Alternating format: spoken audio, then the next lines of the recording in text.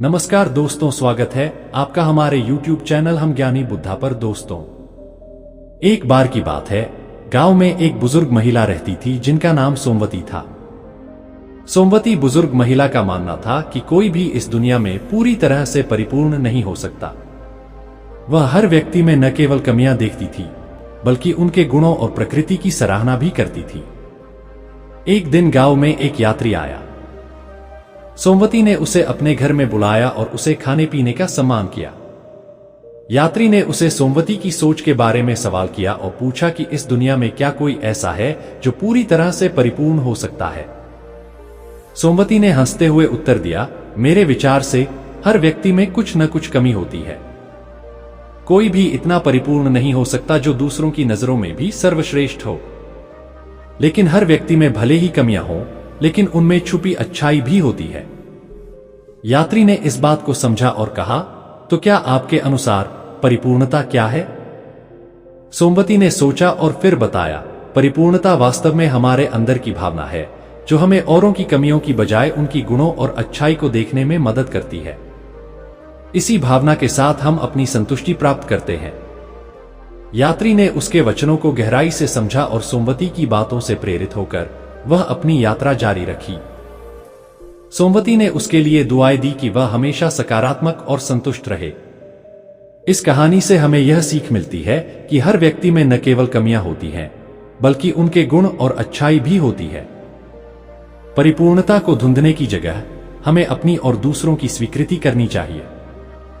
दोस्तों, एक समय की बात है, एक गांव में एक मेहनती किसान रहता था। वह रोज सुबह जल्दी उठकर दूर के कुएं से पीने लायक पानी लाता था। इसके लिए उसके पास 2 मटके थे, जिसे वह एक डंडे के दोनों सिरों पर बांधकर अपने कंधे पर उठाया करता था। उसका एक मटका अच्छा, लेकिन दूसरे मटके में छोटा सा छेद था, जिसके कारण उसका आधा पानी रास्ते में ही गिर जाता था। पहले वाले मटके को पूरा पानी लाने का घमंड था और वह दूसरे मटके को रोज ताने मारता था। वह कहता था कि तुम किसी काम के नहीं हो, तुम्हारा आधा पानी रास्ते में ही गिर जाता है, तुम्हारे कारण ही किसान का मेहनत बर्बाद हो जाता है। तुम कहीं गिरकर टूट क्यों नहीं जाते, तुम बिल्कुल बेकार हो।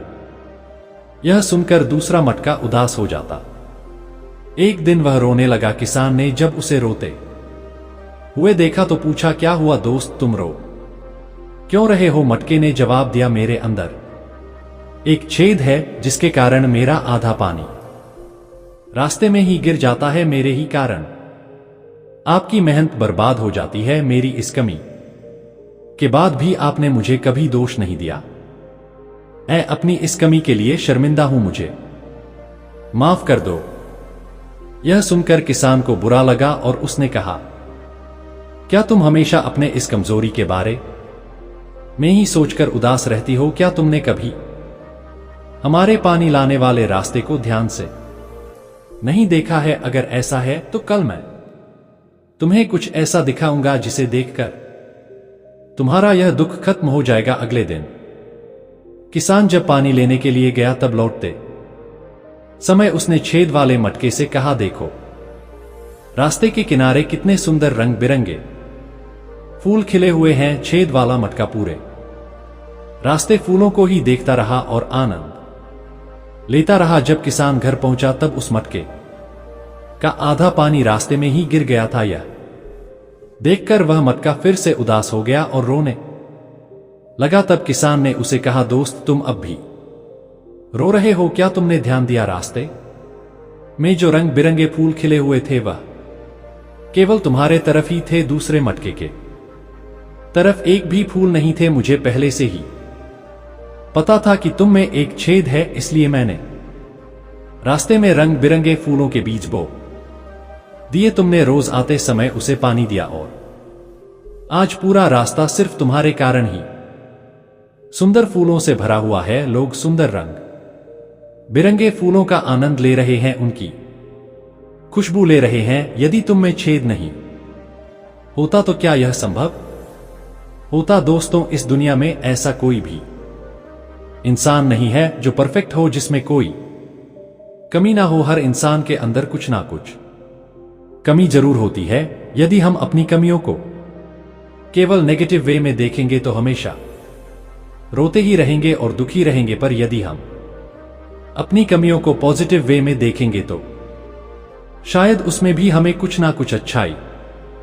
जरूर मिल जाएगी। ठीक उसी प्रकार जैसे किसान ने उस छेद वाले मटके के साथ किया, उसने उस मटके की कमजोरी को उसकी ताकत बना दिया और आज वह छेद वाला मटका दूसरे वाले अच्छे मटके से ज्यादा महत्व रखता है। इसी तरह तो दोस्तों, उम्मीद करता हूं कि आपको यह कहानी वीडियो पसंद आई होगी। ऐसी और कहानी वीडियो पाने के लिए हमारे चैनल हम ज्ञानी बुद्धा को सब्सक्राइब करें और वीडियो को अपने दोस्तों के साथ शेयर करें। मिलते हैं फिर किसी नई कहानी वीडियो के साथ, तब तक अपना ख्याल रखें। नमस्कार।